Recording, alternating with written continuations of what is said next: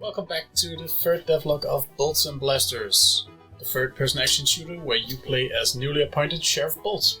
Today we are going to be looking into the visual side of the starting area by adding some 3D models so that we can get rid of these big grey boxes that we made last time, and also talk a bit about the overall visual vision of the game. We are also going to look at some of the mechanics of the game and how they function together with the level, specifically how to traverse around the place. So, first things first, let's boot up Blender and start modeling. The first thing we're going to do is create the bigger pieces that we greyboxed last time. For this I've exported everything into Blender and now we just need to get going. My approach to the visual side of Bolts and Blasters is to combine aspects of both classic western together with sci-fi elements. For this I take a lot of inspiration from things such as Firefly and Westworld because I just love how their aesthetics is combined together with their narrative. For the overall style, I try to keep it pretty lighthearted and cartoony, both because I enjoy the style in games, but also because I am a one-person dev team. If I went into a more realistic approach, this game would never be finished. The majority of the art assets are Western inspired, with some of the smaller details being focused on futuristic tech. The narrative for this is to showcase a sort of industrial era for the robotic society, while still showcasing their superior technology. Alright, now that the first big piece is done, let's place it into the level and also add a bit of texture to it.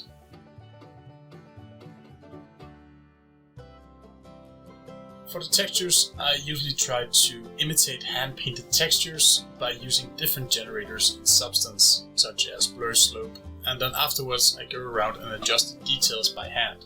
This saves me a decent amount of time, which I like.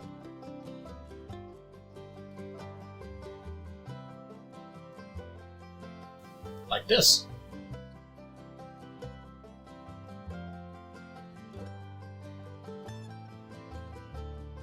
So now that the visual aspects are implemented, let's have a look at what you as a player are actually supposed to do.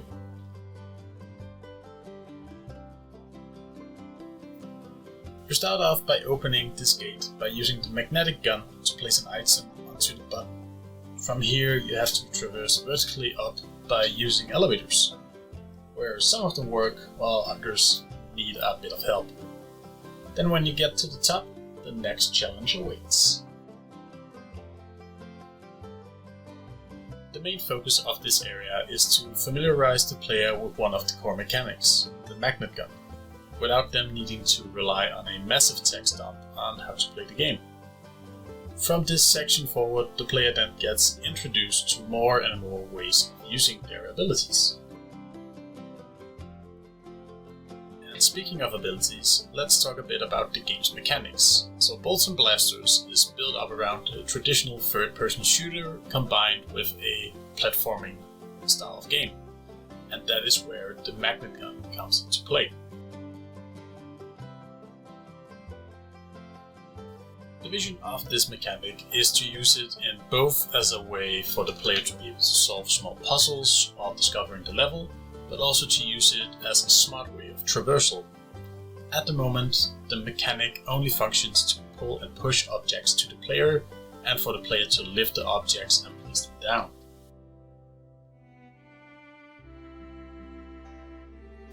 Going forward, I will also be implementing the function for the player to pull themselves towards larger objects, which will then be a way to quickly traverse different areas. In regards to what can be pulled with the magnet gun, I wanted to create a world that felt dynamic and that is only limited by what the player wants, which means that almost all objects can be affected somehow, even the game's enemies.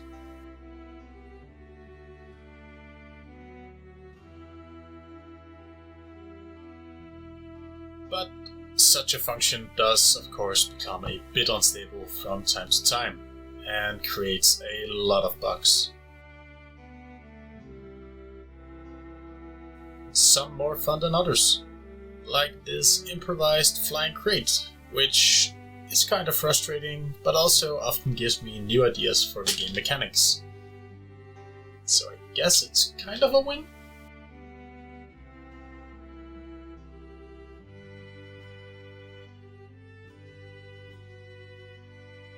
Lastly, I wanted the magnet gun to not only function as a traversal and puzzle fixing tool, but also something that the player can use in combat. This could be to push and pull enemies closer, but also to load up bigger weapons to use on much more difficult bosses, such as this guy over here. If you're still watching here in the end, I just wanted to say thank you a lot for watching. This series has really motivated me to work further on Bolts and Blasters, and I hope that you will stick around for it as well. Next time we'll be looking into setting up the different enemies and also the first boss fight. So if you don't want to miss it, maybe hit the subscribe button down below. Alright, see you all next time.